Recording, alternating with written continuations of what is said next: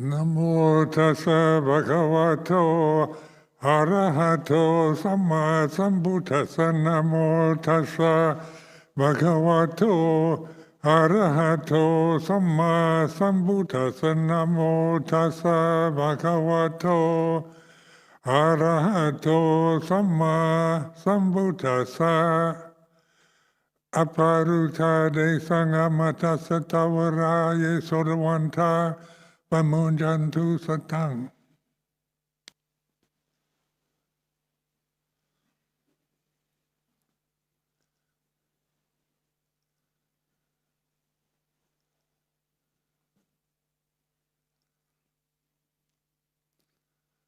So this afternoon I've been invited to give a Dhamma reflection.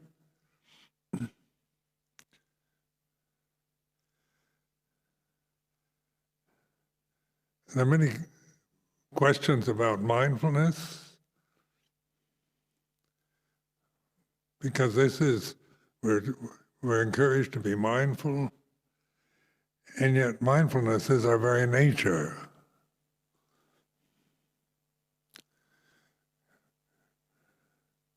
So mindfulness becomes something we have to do, not something that we are. So we say, how do I cultivate mindfulness? How do I become mindful? And so many of us confuse mindfulness and concentration.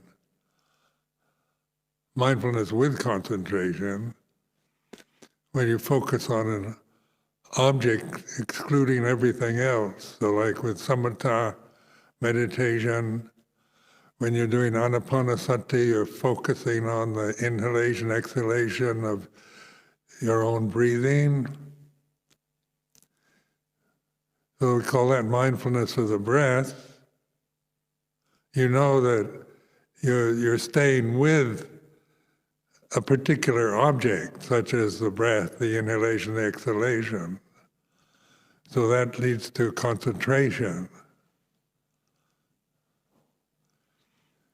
So it's encouraging towards kind of tranquility, because as you exclude everything other, all other sensory impingement, to allow only the focusing on the breath, it will eventually, you'll experience a kind of peace and serenity, tranquility that come from that kind of practice called samatha kammatthana.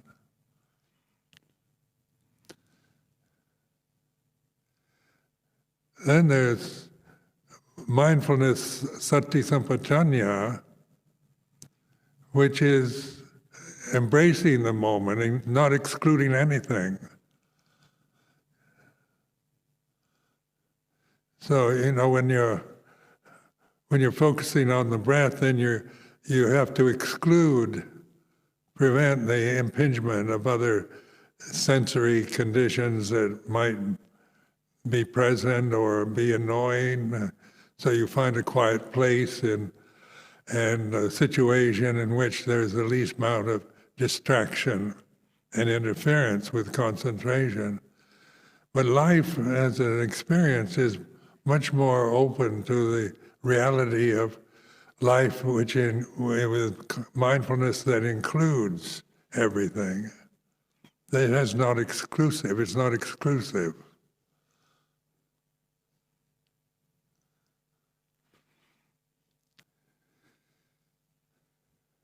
So this is sampajanya, in the Pali word sampajanya,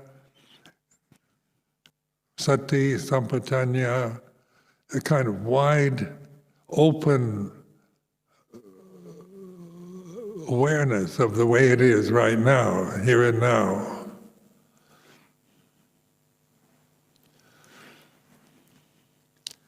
So you're not trying to exclude anything, but aware of what is happening, and you're looking inward. You're not focusing on objects, you're not reading books or looking outward or listening to in any intentional way. But this wide open sati sampajanya allows us to receive life as it is experienced here and now. It's like this. So notice I've mentioned the importance of this phrase because it's not judgmental. Where most words we have, most ideas that we hold to, concepts that we cling to, are judgmental concepts. They are good or bad, right or wrong, true or false, big or small. So the thinking mind is a dualistic function in consciousness. So you can't have heaven without hell, good without bad, right without wrong, male without female, day without night. So just notice this, how the limitations of this structure of the thought process becomes very much how we experience life, whether it's right or wrong, good or bad, true or false. And if it's right, then everything that doesn't agree with my view of right is wrong. So you find the kind of righteousness, especially in politics or religions, where we have very definite views about right and good and what's true, and that everything false is bad. Because that's the structure of language, whatever language it might be.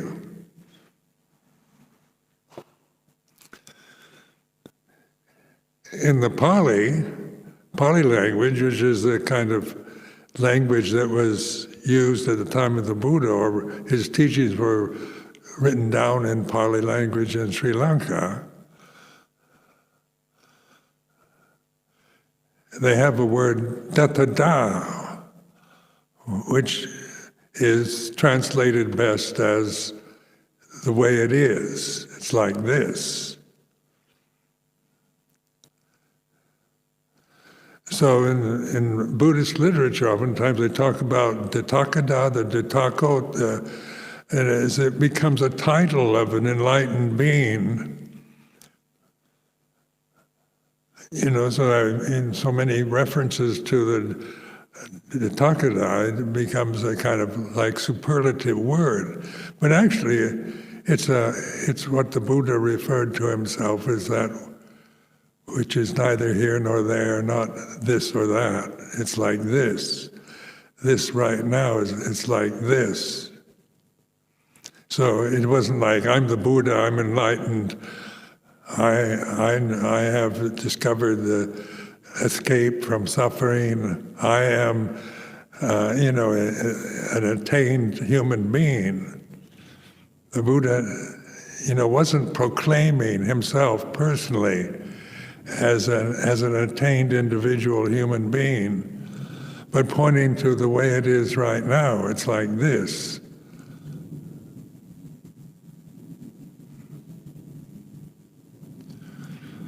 So when we talk about attainment, this word in English, always sounds like on a very personal way, I've got to attain enlightenment. Because that's the way thinking operates. When you read scriptures, suttas and so forth, and from the personal view, from the Sakkayaditthi view, from the belief in that my true nature is this human form, this body, this personality, then claiming to be enlightened in terms of language can be a form of Sakkayaditthi, because the personality, a person doesn't get enlightened. It's when you see the falseness, the unreality of the personality, of the ego, of the cultural conditioning, when you see it as empty phenomena, and you really investigate that thoroughly, very conscientiously, you begin to have that insight into no person, non-self, anatta, no self.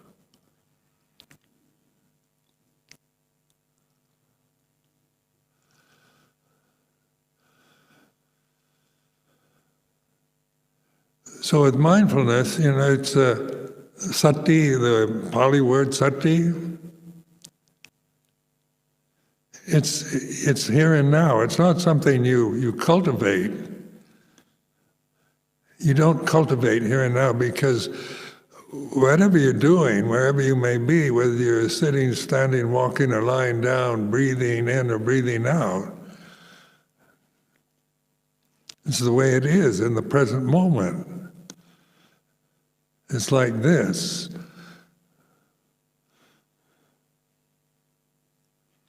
So this word dattada is, translated into English as clear comprehension or suchness in the Zen tradition.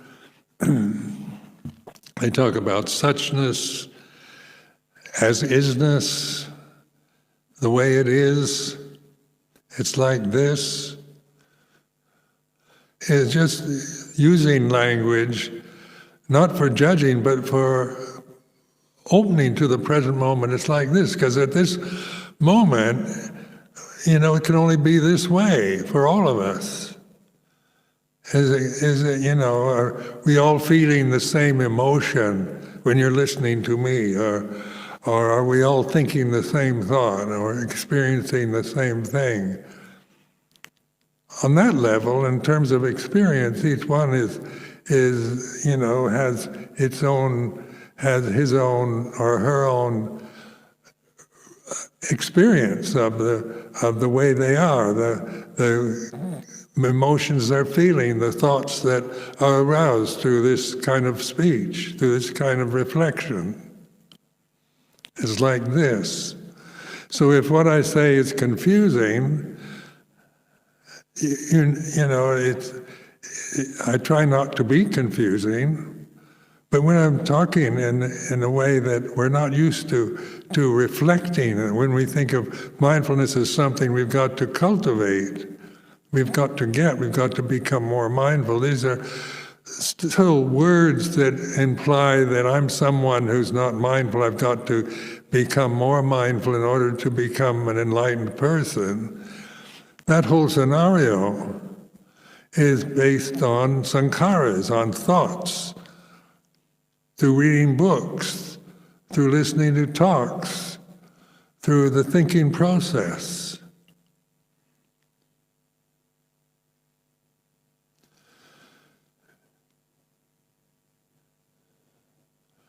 So the reality of no self, anatta,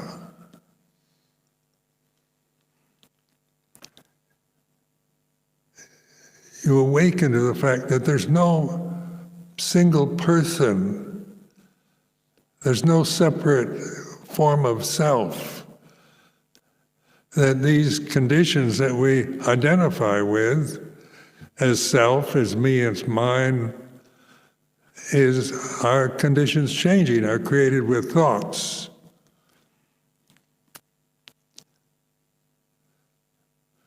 And the biggest obstruction, of course, the first fetter, Sakya Ditti, translated as ego. This is the total belief that I am this physical body, without questioning. The Buddha said it's not self, and we might believe what the Buddha said, so we add another word to the fact that there's no self, but yet we operate in our lives always from the Sakya Ditti level in terms of me, mine, what I think, what I feel, right and wrong, good and bad, true and false.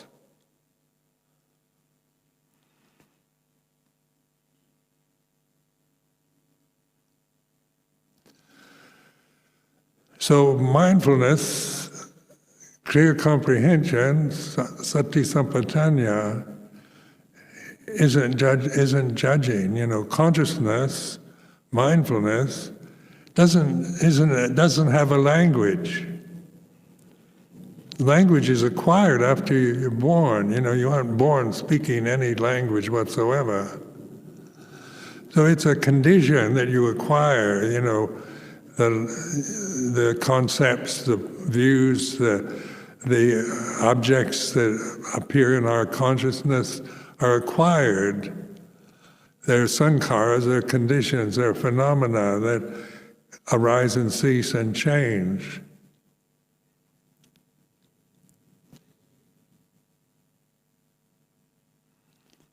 A question has been asked: when you're mindful, you're really mindful, do you forget anything? Is it possible, if you're really mindful all the time, that you never forget? Well, recognize that forgetting, mindful, that we forget. If we're forgetting right now, then it's like this. So even when you forget things, it doesn't mean you're not mindful, just you don't remember something that you remembered before. Turning old like this, at my age, you forget a lot. You acquire a lot of memories dating back to childhood, some pleasant, some unpleasant. Meet a lot of people in my life, especially as a Buddhist monk, both here in UK and in Thailand. And then people ask me, do you remember me? So I remember this. This is a question I decided never to ask anybody. Because then you're put in a position of saying no, they feel hurt, or you imagine they do. But memory, you can lose your memory. Like with dementia, with Alzheimer's disease, you lose your memory. Memory is acquired. It's a sankhara, put in the context of sanya.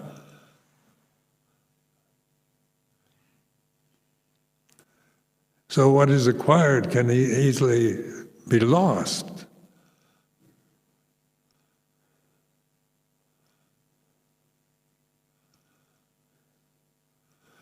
Sati Sampajanya is aware of time and place. It's like this. So whatever state, whether you're sick or healthy or young or old or whatever your condition might be, it doesn't shut the reality of mindfulness out. Now, mindfulness with wisdom, satipanya, is where we begin to change from seeing everything in terms of, I forgot something, and if I was really mindful, I wouldn't forget. And so we create a definite sense of ourself as not being mindful, that because we've forgotten something we should have remembered. So notice that this is just, elaborating this sense of me and mine. That I'm somebody who forgot my Sangati. And so but we're mindful that we forgot. Then the judgment comes through the language. I should have remembered. I shouldn't have forgotten this. And that's, more proliferating thoughts, judgmental thoughts about how things should or shouldn't be, or how you as a separate individual person should or shouldn't be.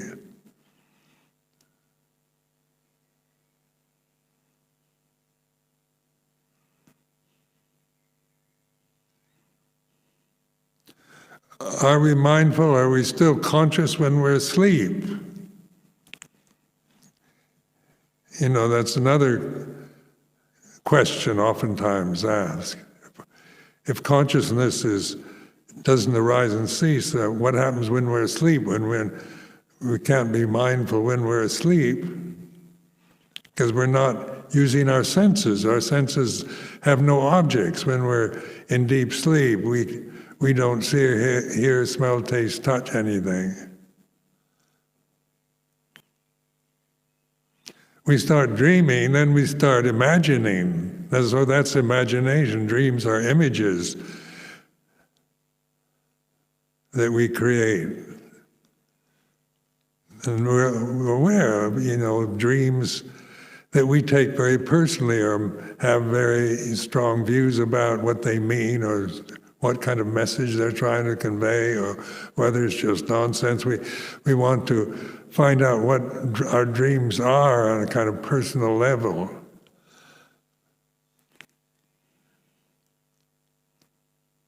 So we proliferate about dreaming, and then there's deep sleep with no dreams,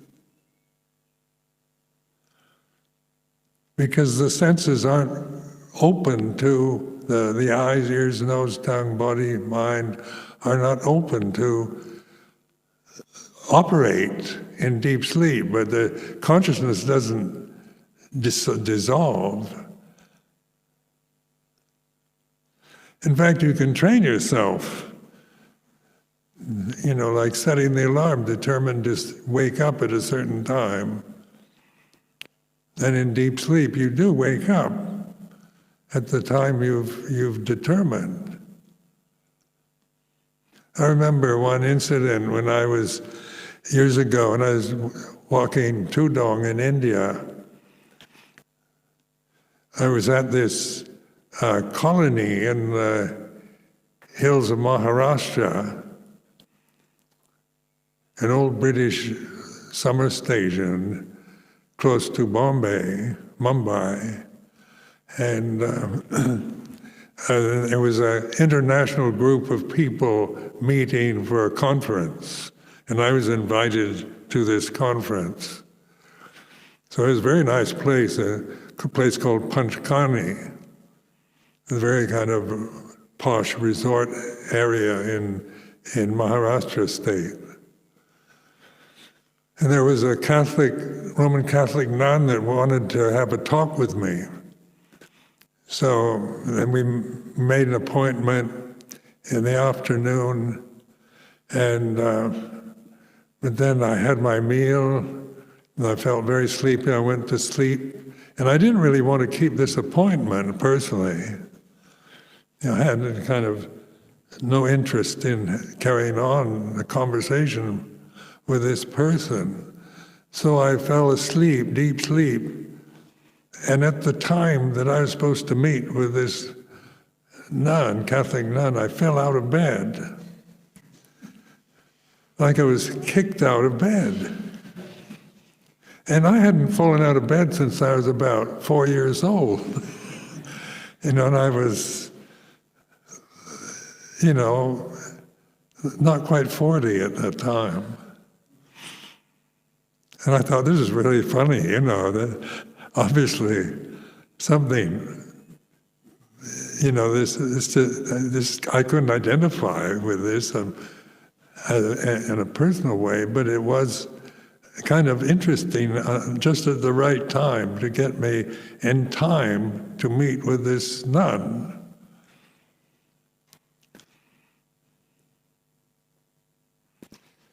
So I went to meet the nun. We had a very nice conversation.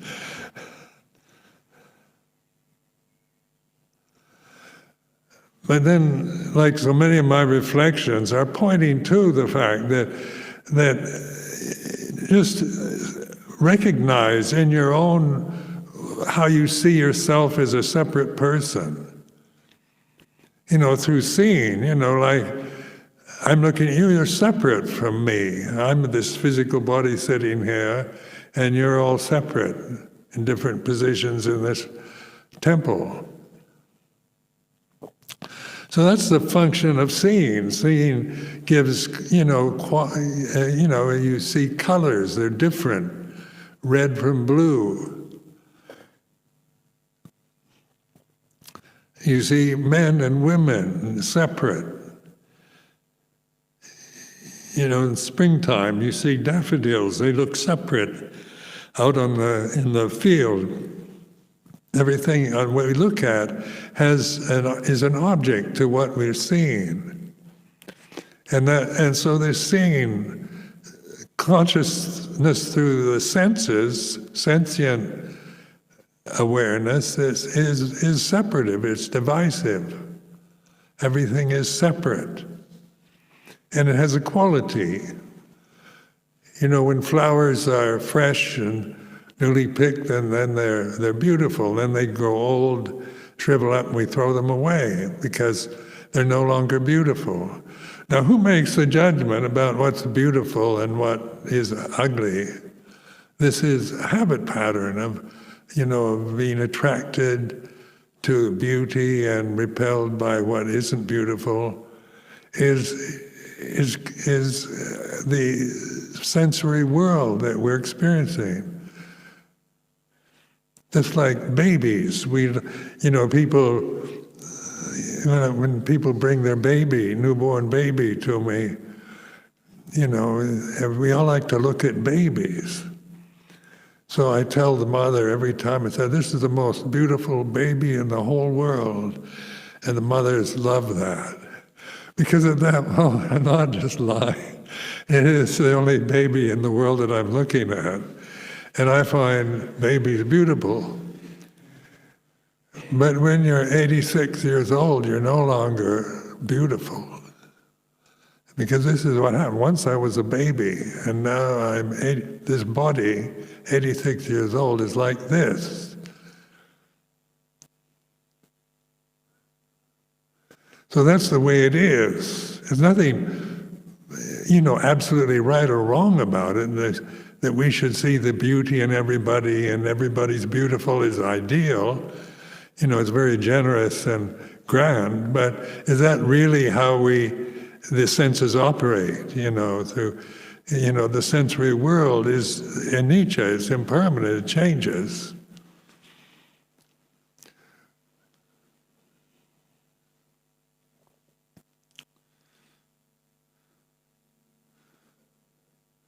So what is it that is aware of change? Can something changing be aware of change? Can a thought be aware of change? Can a memory be aware of change?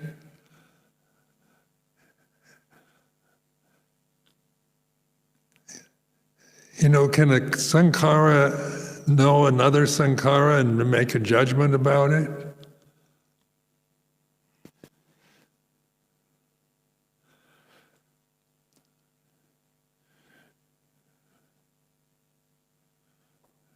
So it's consciousness, awareness, mindfulness, that is aware of sankharas. One sankhara can't be aware of itself because its nature is to change.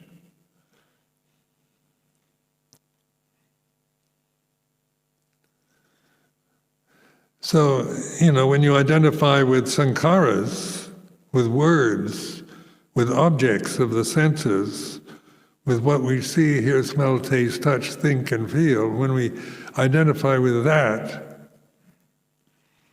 then we're using avijja, or ignorance of Dhamma. We're not aware of the supreme reality that's here and now. So as we begin to trust awareness, mindfulness, here and now, and then the Buddha's teachings are very clear about that the five khandhas, rupa, vedana, sanya, sankhara, vijnana, are impermanent. So the sentient consciousness through the senses, its very nature is to discriminate.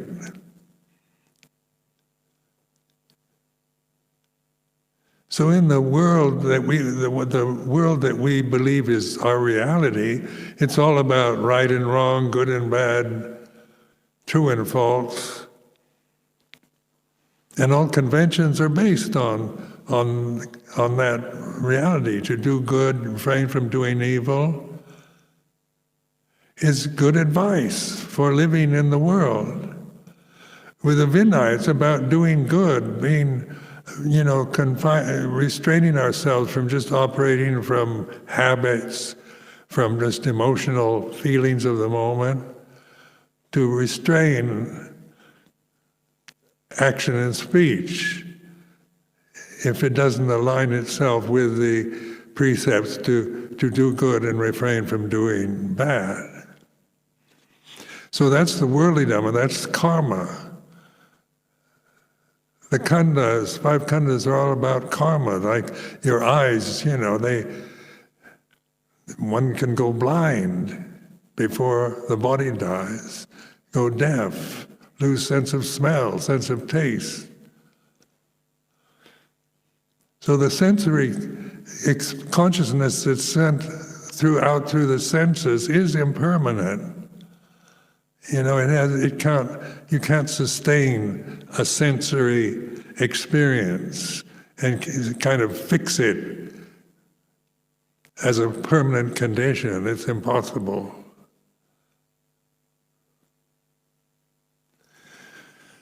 So when we take refuge in Buddha, Dhamma, Sangha, we're taking refuge in awareness, in Buddha, awakened Dhamma, supreme reality here and now. It's like this.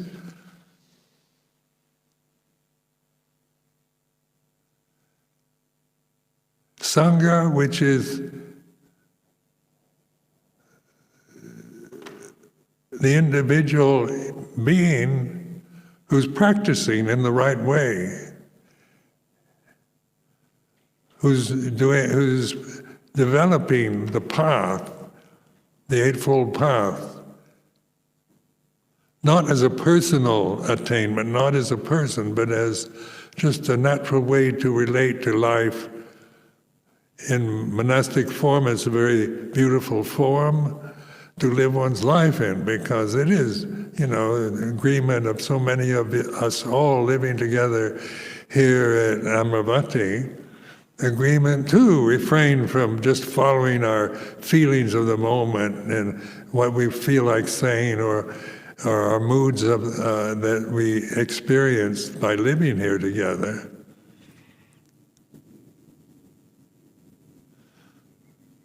But we can be aware of making value judgments about oneself, about other monks, nuns, lay people, who we like, who we don't like. Liking and disliking is conditioned. That it changes. You can't like something permanently. You can imagine something permanent that you like, but that's an image which is impermanent. All images, all forms are impermanent.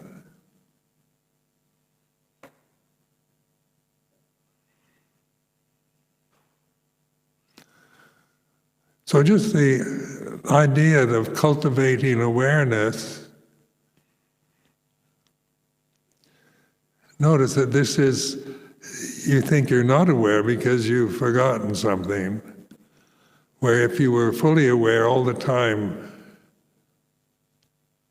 all day long, all night long, you would never forget anything. That's an ideal that you imagine. But forgetting is also recognized, aware when you forget, when you can't remember something, when you make a mistake. And then you tend to see it as some kind of lack of personal awareness.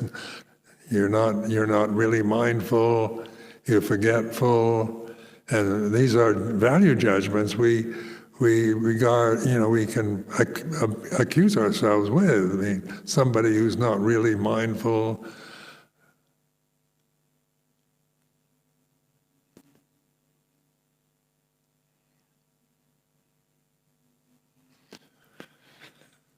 Now, anatta you can't imagine, there's no image for it. It just sounds like, in terms of verbal language, it sounds like annihilation. Because the sensory experience is all about forms, birth and death, right and wrong, beginning and endings.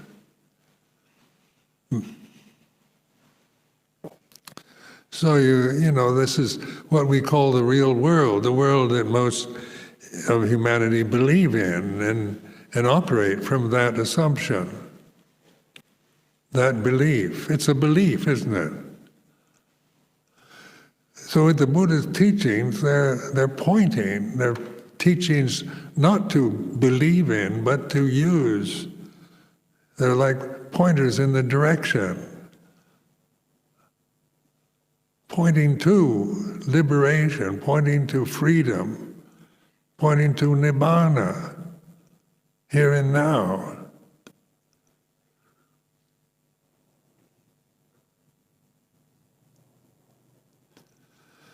So how, when you have directions, then you don't need to grasp the directions, no matter how good and intelligent they might be, but you go toward where they're pointing, which is always here and now. Suffering here and now is like this. Desire, sensual desire, desire for becoming, desire for annihilation is like this, here and now. And as we reflect in this way, we have this insight into letting go of desire. We can't let go of desire as an ideal. We all maybe like the idea of letting go of desire, but you have to understand what desire is. You have to look at desire, and it's clearly stated in Second Noble Truth, in those three categories.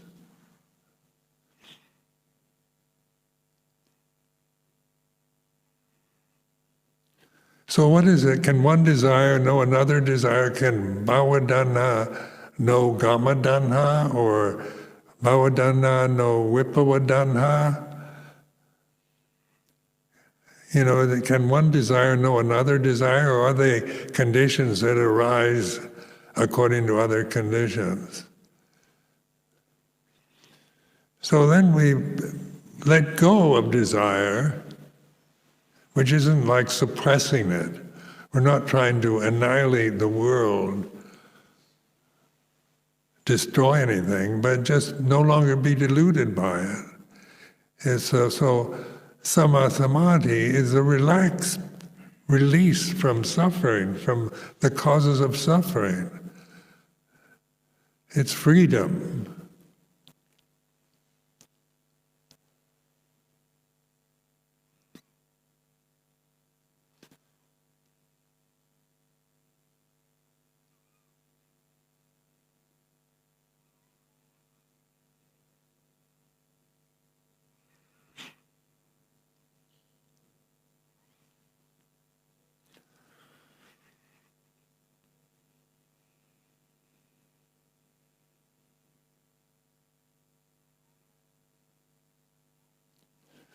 So like this reflection, I prefer the word reflection rather than sermon, or because like I'm teaching you something. What I'm presenting, is for you to reflect on it.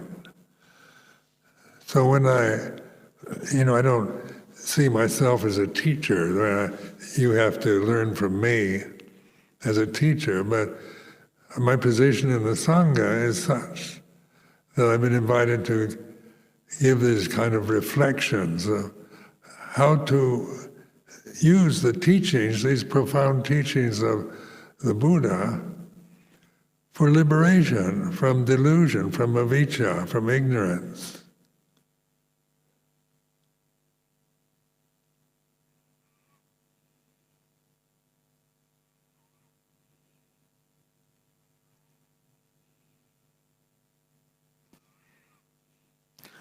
So the reality is there's no self.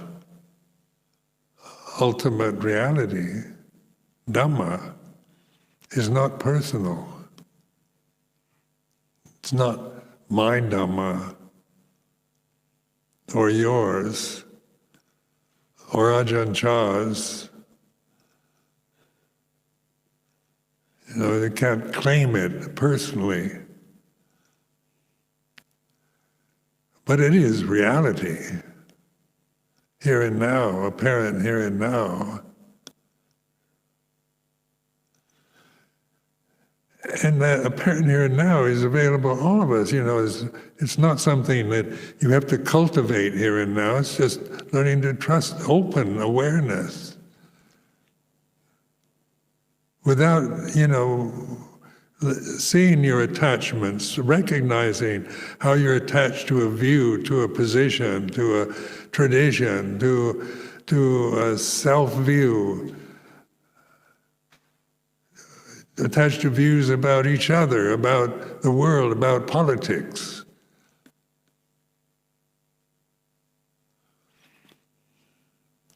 And that none of these views are wrong or right. Some might be better than others, because they have the quality of being right or wrong. But views are thoughts, are sankharas.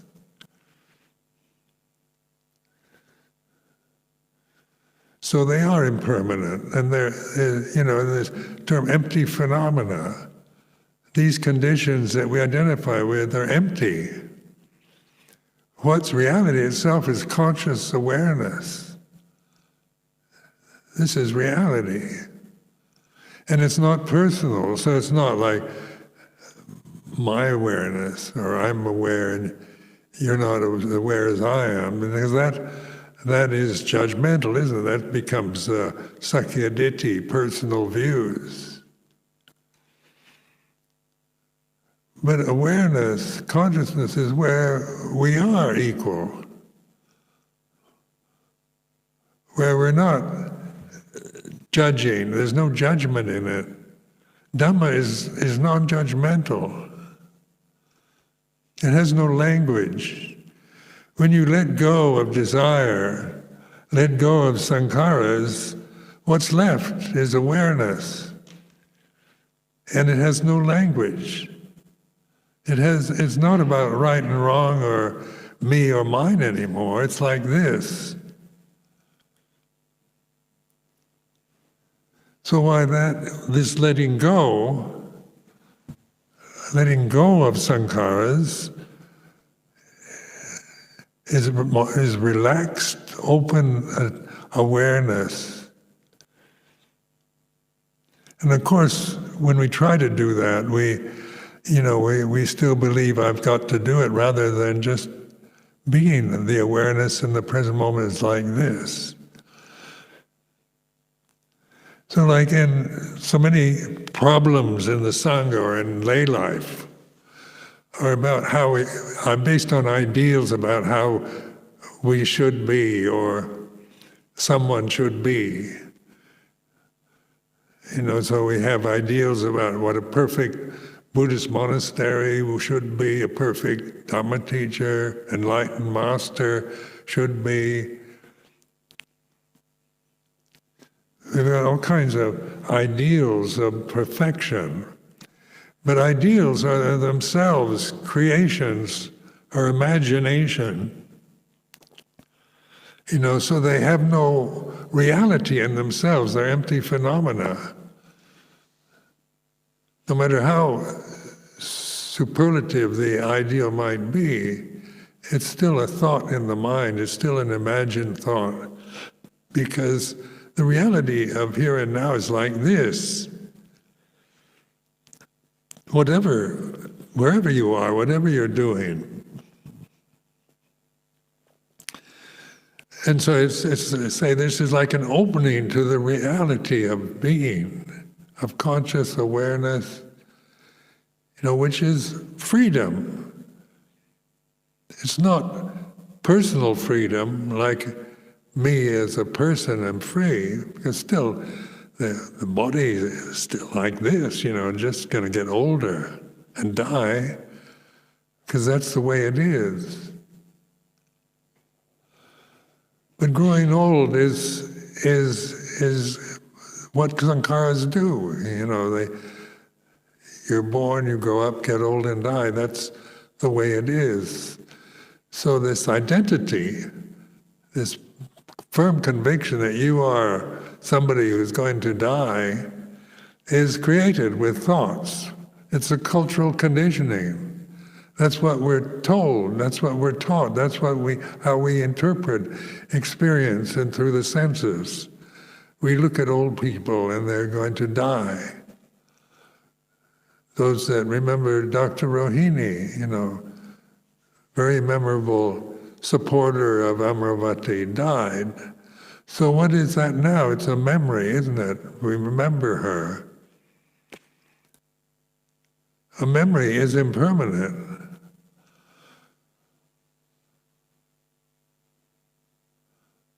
But what didn't die was consciousness. That wasn't person, the body has to die. Trying to preserve the body so it lasts hundreds of years is totally ridiculous. When you get old, life gets physically more difficult. So, who wants to get to 200 years old? Or on my birthday, everybody in Thailand says, may you live to 120, which is, a way of showing respect. But at 86, it's like this. It's not such a pleasant experience getting old in terms of the physical realities one has to face. But in terms of Dhamma, it doesn't matter, because one no longer identifies with the physical form. It's supposed to get old. It's doing what it's supposed to do. It's a condition that begins and will end in the future. So that means there's no sorrow, no grief involved in the fact that we're going to die.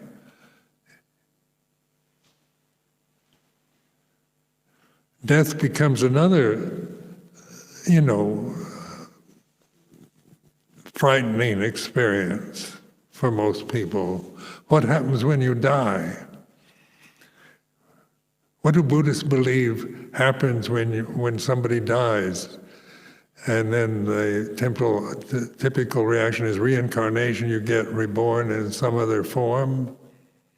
What gets reborn? Is there a soul? Is there a separate self that lives after death?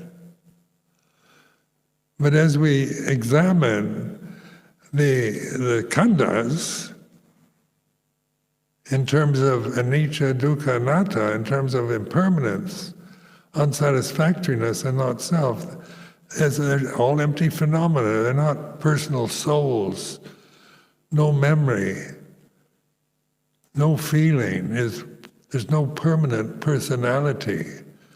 If you notice just in a daytime experience how your personality changes, from when you get up in the morning to meetings and duties and meditation periods and people you talk to and news that you hear, your moods change. Your personality changes according to the conditions that present themselves in the present. But what doesn't change is awareness. There's awareness. It's like this. Changing is changing. Anicca is witness to. It's the way of all sankharas. Sape sankhara anicca. All conditions are impermanent. Sape dhamma anatta. Dhamma is non-self.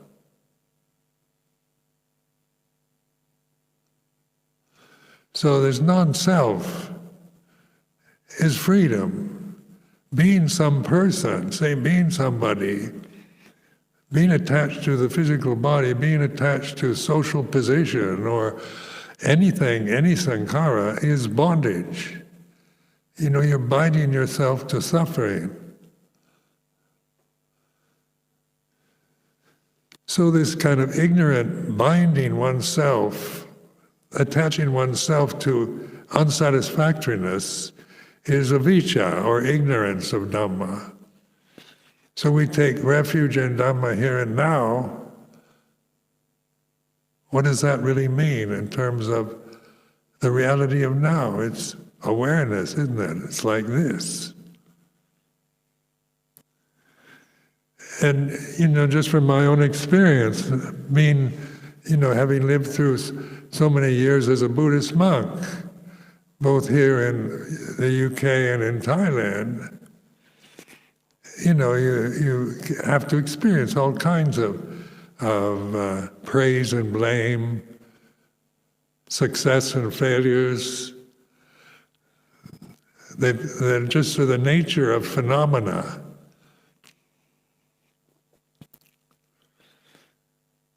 It doesn't mean that when you become a monk, everything becomes, you've got so much parami that life is just a bed of roses, a bowl of cherries, just happiness, ha ha ha, till death. Now it's impossible for that to take place. That's an imagination. But the vipaka karma, the result of birth is that it gets old, gets sick, and dies. And that which is aware of karma, of the aging process, of sickness, of loss, of failure, of criticism, of blame, is like this. So this was emphasized over and over again by Luang Por Chah when, those first 10 pansos I spent close to Ajahn Chah in Thailand. It sunk in. So when I was invited to come to England, I felt confident in my practice. But as a Buddhist monk living in a non-Buddhist country, I was not confident at all. I didn't know what was going to happen. I'm not, not a native Brit, new place, only know one person in England, George Sharp. And, on a personal level, I felt, what's going to happen to me, and, who's going to give food? Are we to bindabat barefoot on the streets of London? How can you adapt to Vinaya, to a totally different climate, different culture? Worried about how to, about not being strict enough, not being true to the tradition, very idealistic. And one time I convinced myself I'm not going to do this because too many unknown factors, too much to doubt, too much to be unsure of, to throw myself into a situation. But then the practice was being aware of that. I became aware of my own doubts and worries, tendency to worry, tendency to cling to conditions, tendency to create problems about life in Thailand or England or wherever. Is it going to change? I've created enough problems for my life in Thailand. On grasping my own views and opinions and likes and preferences. The same thing's going to happen in England.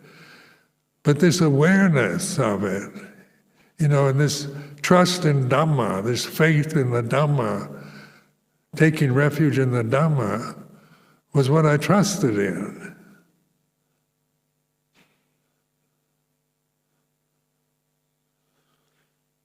So this word Dhamma is just a word, but what does it mean? What's the reality of Dhamma? Is it some kind of metaphysical concept that we must believe in? If it's apparent here and now, then it's here and now. It's not something separate that we have to find, or something so high that we're not ready to reach that high or realize such refinement. But it's like this for each one of us. Santiriko Dhamma, apparent here and now, is a very good translation in English. Akaliko Dhamma, timeless. Try to imagine timelessness. You can't do it. There's no image for it. With anatta, no self, there's no image for anatta. If I'm not the body, if I'm not the khandhas, then I'm nobody. So we tend to, that's how the thinking mind operates. I'm somebody or I'm nobody. But the Buddha made it very clear that it's not annihilation. It's not believing in eternal life in a personal way, where we attain nibbana as a person, as a separate soul that lives happily for eternity. Is eternity time, or is eternity here and now? Timeless, akalika Dhamma. These are questions to ask yourself, to clarify, even the words that we use, the chants that we use in this tradition have much more importance to investigate. This is what Buddha Dhamma is. It's about investigating. It's not about grasping Buddha's words or Buddha's teachings and believing in them. The whole beauty and essence of the teachings is directions to be realized individually by the wise, Bhajjatang Vaitira Pavinuhi. So I offer this as a reflection for this afternoon.